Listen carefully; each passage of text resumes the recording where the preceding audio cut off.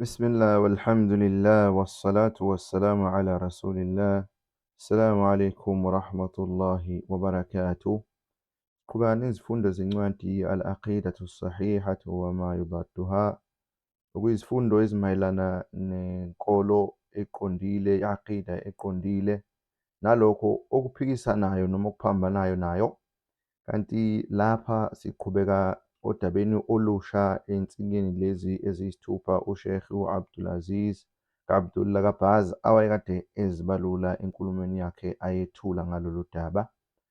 Udaba-ke esingena kulo yinsika yesibili ye-iman, okuyinsika emayelana nokukholelwa ezingelosini, al-imanu bil malaika.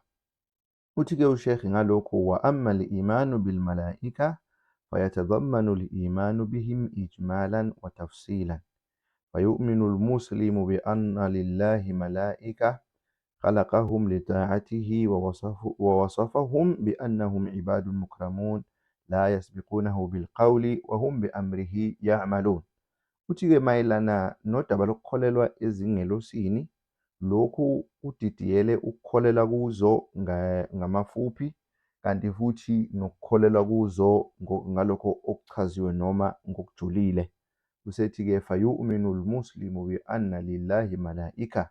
Ngakho i-Muslim kumele ukuthi likholwe ukuthi Allah unezingelosi, khalaqahum li ta'atihi, azidalile Allah lezo zingelosi ukuthi zimthobele, wa wasafahum bi annahum ibadun mukramun, kanti futhi wazichaza Allah ngokuthi ziyizikhonzi zakhe nezidalwa zakhe ezihloniphekile, la yusbiqunahu bilqawl, kanti-ke azimhambeli phambili ngenkulumo, ukuthi azikhulumi engazinikile imvume yokuthi zikhulume, wahum bi amrihi ya'malun, kanti futhi ngalokho aziyalela ukuthi zikwenza njengokuyalelwa kwazo. Uthi Allah ngazo, ya'lamu ma bayna aydihim wa ma khalfahum wa la yashfa'una illa liman irtada wa hum min khashiyatihi mushfiqun. Uthi-ke Allah wazi lokho okuphambi kwazo, ukuthi lokho okwedlule, wa ma khalfahum, nalokho okuzayo, wala yashfa'una illa liman irtada, kanti futhi lezi zingelosi azishwelezeli, aziceleli, azikhulumeli muntu ngaphandle kwalowo Allah athande ukuthi zimshwelezele, wahum min khashiyatihi mushfiqun, kanti njalo ngenxa yokumesaba zihlale zithuthumela. Usethi wahum asnafun kathiratun minhum almuwakkaluna bihamli al-arsh. Uthi-ke ziyizinhlobo ezahlukahlukene, kanti phakathi kwazo kunalezi zingelosi ezithweswe ijoka lokuthwala isihlalo sobukhosi. Wa minhum khazanatul jannati wan nar, kanti futhi phakathi kwazo kube khona lezo eziqaphe ijanna, kanti futhi neziqaphe isihogo, umlilo wesihogo. Wa minhum almuwakkaluna bihifdhi a'mali al-ibad, kube futhi khona lezo eziqopha neziqaphe izenzo zabantu noma zezidalwa zonke jikelele. Usethi-ke wanu'minu ala sabili tafsili biman samma Allahu wa rasuluhu minhum kajibril wa mikail wa malik khazinun nar. Uthi-ke kanti ngalokho okujulile noma lokho okunzulu mayelana nokukholelwa kuzo, uthi wanu'minu ala sabili tafsili, okuwukuthi ngokwendlela eseyinemininingwane noma ngokwenaba kulolo daba lokukholelwa ey'ngelosini, siyakholelwa biman samma Allah, sikholelwa kulowo Allah athule igama lakhe noma amqambe amnikeze igama, wa rasuluhu sallallahu alaihi wasallam, noma leyo ngelosi igama layo esilithole ngesithunywa sakhe Allah sallallahu alaihi wasallam, minhum, phakathi kwazo, kajibril, njengojibril, wa mikail, kanjalo nomikail, wa malik khazinun nar, kanye nomalik lowo okunguye ongumqaphi wesihogo. Usethi-ke wa israfil almuwakkalu binnafkhi fi sur, kanjalo nengelosi igama layo oku-Israfil, yona ethwele ijoka lokushaya uphondo noma icilongo ngesikhathi ayoyalelwa ngaso ukuthi akwenze lokho. Waqad jaa dhikruhu fi ahadithin sahiha, Jike kanti u-Israfil ukuthi mayelana naye kudaluliwe lokho kuphathelene naye kuma-hadith aqinisekisiwe, imibiko leyo eqinisekisiwe, okuthi-ke igama lakhe nalo ngokunjalo qiniseka kwawo lama hadith ukuthi kunengelosi igama layo eku-Israfil, kanti-ke umsebenzi wayo kuyobe kuyikho lokho ukushaya icilongo noma uphondo. وقد ثبت في الصحيح عن عائشة رضي الله عنها أن النبي صلى الله عليه وسلم قال. Kanti futhi-ke okuqinisekisiwe kuma-sahih yilokho okuthulwe kuwumbiko owawuthathelwe kumama wamakholwa u-Aisha radhiyallahu anha ukuthi umembulelwa ka-Allah sallallahu alaihi wasallam wathi: خلقت الملائكة من نور وخلق الجان من مارج من نار وخلق آدم مما وصف لكم أخرجه مسلم في صحيحه. Uthi-ke kulo mbiko isithunywa sika Allah sithi izingelosi zidalwe ngokukhanya, kanti amajini, imimoya, yona idalwe ngelangabi lomlilo.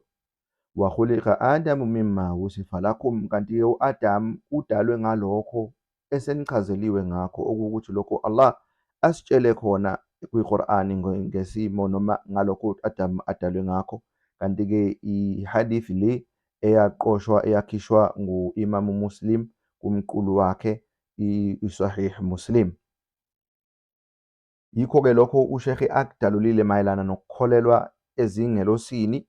Kanti-ke malungana nokukholelwa ezincwadini, okuyinsika yesithathu leyo noma okuyisekelo sesithathu mayelana nalokho iMuslim ekuphoqeleka ukuthi likholelwe kulo, uthi wahakadha al-imanu bil-kutub yajibu al-imanu ijmalan bi anna Allah subhanahu anzala kutuban ala anbiyaihi wa rusulihi libayani haqqihi wa da'watu ilayhi. Uthi-ke kanjalo futhi nokukholelwa ezincwadini kuphoqelekile ukuthi ngamafuphi sikholelwe ukuthi u-Allah okhazimulisiwe nophakeme wembula wehlisa izincwadi ezehlisela omembulelwa bakhe nethunywa zakhe, ukuze becacise ngazo lezi zincwadi, becacise ilungelo lakhe kanye nokubizela futhi kulo lelo lungelo lika Allah. Kama qala ta'ala, kunjengokusho kwakhe u-Allah uphakeme mangabethi لقد أرسلنا رسلنا بالبينات وأنزلنا معهم الكتاب والميزان ليقوم الناس بالقسط. Uthi-ke u-Allah, impela sathumela izithunywa zethu nobufakazi obucacile, futhi sahlisa kanye nabo ubulungiswa kanye nencwadi. Walmizan, nakho ubulungiswa ukuthi Allah wa anzala ma'ahumul kitab, sabahlisela incwadi nobulungiswa, liyaquma an-nasu bilqist, ukuze abantu bebe nobulungiswa. Waqala ta'ala, uphinde athi Allah uphakeme, kana an-nasu ummatan wahidatan faba'atha Allahu an-nabiyyina mubashshirina wa mundhirin wa anzala ma'ahumul kitaba bilhaq liyahkuma bayna an-nasi fima ikhtalafu fihi. Uthi-ke futhi Allah, abantu bonke jikelele babesenkolweni yinye, wase u-Allah ethumela omembulelwa bakhe bethula izindaba ezinhle, kanti futhi bethula nezixwayiso, kanti wabathumela nalokho okwakuyizincwadi ngeqiniso, ukuze kube yibo abahlulela phakathi kwabantu kulokho abaphikisana ngakho noma abangaboni ngasolinye ngakho. Usethi-ke ushekhi, wanu'minu ala sabili tafsil, ukuthi lokhu akudalulile yilokhu obekuphathelene nalokho nje esikholelwa kukho ngamafuphi, kanti-ke ngokwezinga noma ngokwendlela yemininingwane noma yokujula ngezinga elijulile lokukholelwa ezincwadini, uthi wanu'minu ala sabili tafsili bima samma Allahu minha kat-Tawrat wal-Injil waz-Zabur. Uthi-ke mayelana nalokho okuphathelene nezincwadi okuyimininingwane ethe xaxa, kumele nakho futhi ukuthi sikholelwe kukho. Ukukholelwa yilezo zincwadi Allah asinikeze amagama wazo, njengeTora. iTora-ke eyambulelwa uMusa alayhi salam, wal-Injil, kanjalo ne-Injil eyambulelwa u-Isa uJesu alayhi salam, wazabur kanye nezaburi eyambulelwa uDawud uDavide alayhi salam. Usethi-ke wal-Qur'anu huwa afdaluha wa khatamuha, kanti kanye nani neQur'ani, yona iQur'ani ekuyiyona engcono kunazo zonke, kanti futhi engeyokugcina kuzo zonke lezo zincwadi u-Allah azembulile nazehlisile. Wahuwa almuhaiminu alayha walmusaddiqu laha. IQur'ani-ke yiyo eyahlulela lezi izincwadi ezingaphambili, okuwukuthi yiyo esetshenziswayo ukuqinisekisa noma ukufakazela lokho okuqukethwe yizo ngaphambilini, ukuthi yona edlala indima yazo yokuthi iyaziqinisekisa kanti futhi izifakazele lokho okuqukethwe kuzo noma lokho ezaziphathelene nakho. وهو الذي يجب على جميع الأمة اتباعه وتحكيمه مع ما صحت به السنة عن رسول الله صلى الله عليه وسلم. Uthi kanti yona iQur'an yiyo le kuphoqeleke kubo bonke abantu jikelele ukuthi beyilandele, nanokuthi kube yiyo abahlulela ngayo, ukuthi yiyo abathola kuyo izisombululo nokuthatha izinqumo.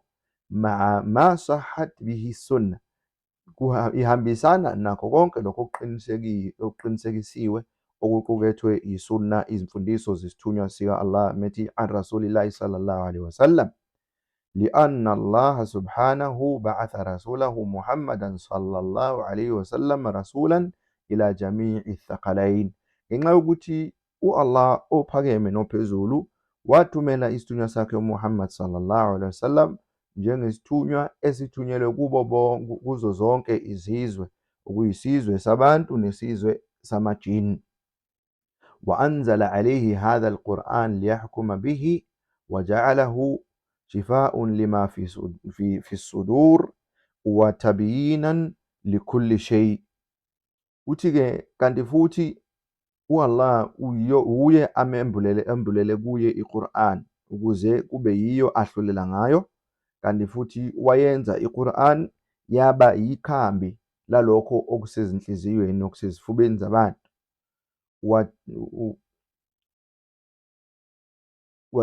وتبيينا لكل شيء وتبيانا لكل شيء, kanti futhi iwucacisa zonke izinto. Wahuda wa rahmatan lilmu'minin, kanti futhi iyini le Qur'ani, iwukuholwa kweqiniso nomhlahlandlela olungile. Wa rahmatan lilmu'minin, kanti futhi iwumusa kulabo abakholwayo.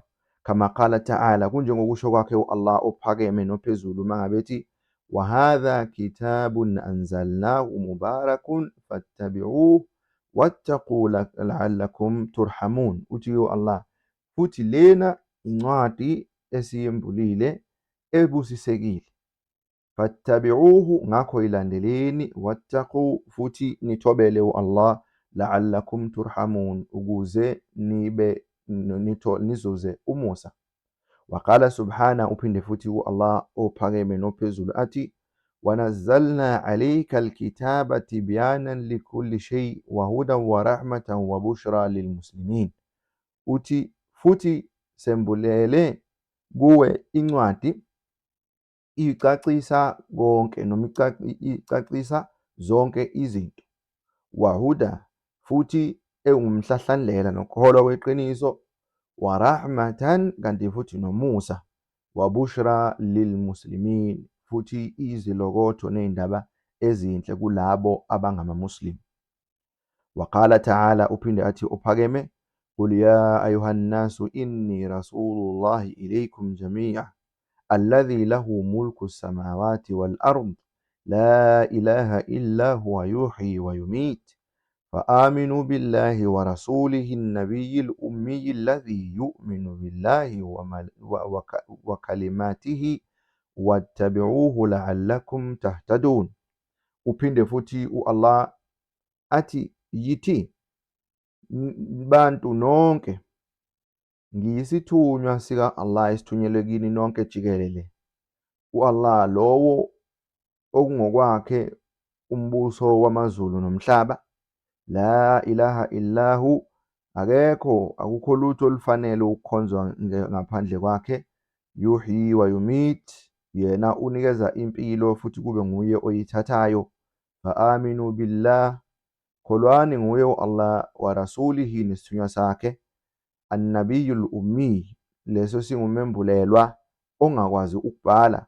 Alladhi yu'minu billah, leso isithunywa esikholwa ngo-Allah